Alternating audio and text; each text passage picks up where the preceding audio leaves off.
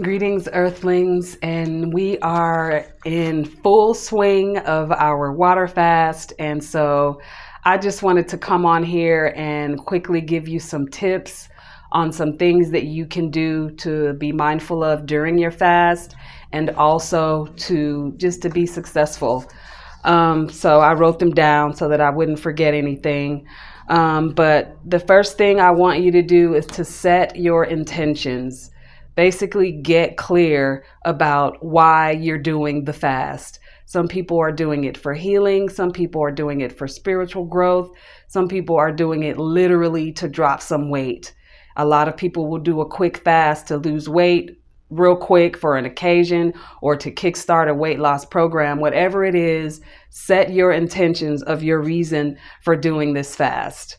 Also, prepare your body. If you didn't get started with me today, and this is something you feel like you want to do later in the future, prepare your body by changing what you eat a couple days ahead of time.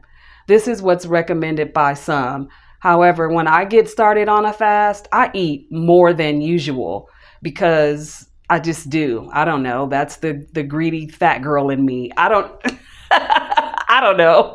But yes, make sure that whatever you do, prepare your body, prepare your mind so that it won't feel like a shock to you when you do get started. When you do prepare your mind, your body by eating healthy a couple days ahead of the water fast, your detox symptoms may be a little less, but there's no guarantee. I'm prepared for the detox symptoms. I'm like, whatever comes, I'll deal with it in that moment.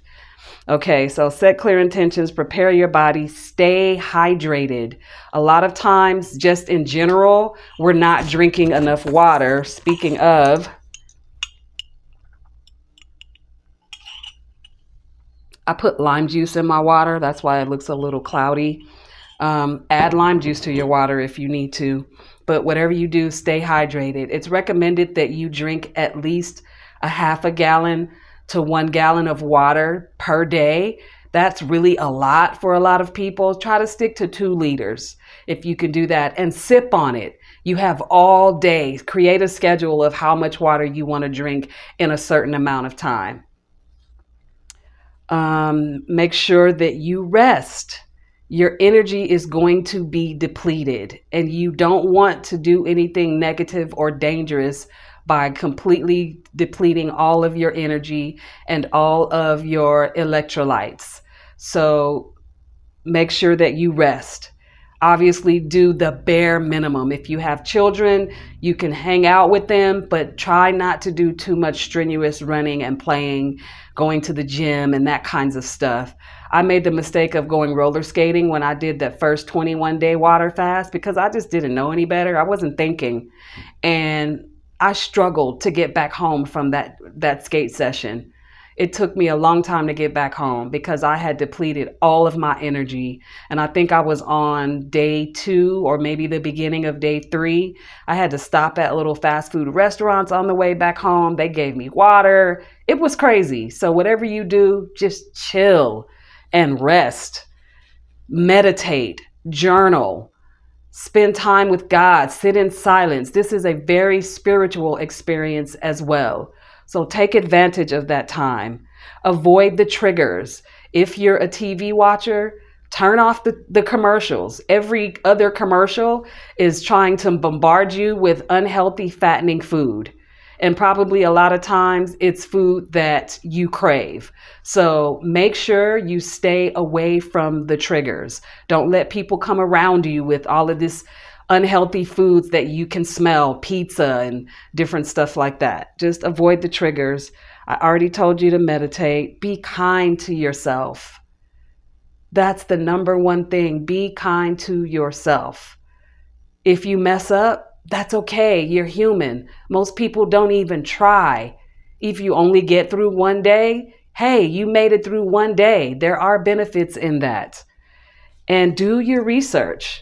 Do your research. Something I didn't do enough of the first time. And if I did, I would have known to sit my behind down and not trying to go roller skating and stuff like that. And if you're one of those people who like just leans into everything that your doctor says, I'm not one of those people. But if you feel like you need to go and communicate this with your doctor, that this is something you want to do that. Get permission from your doctor. Other than that, just do it. Remember the reason why you're doing it.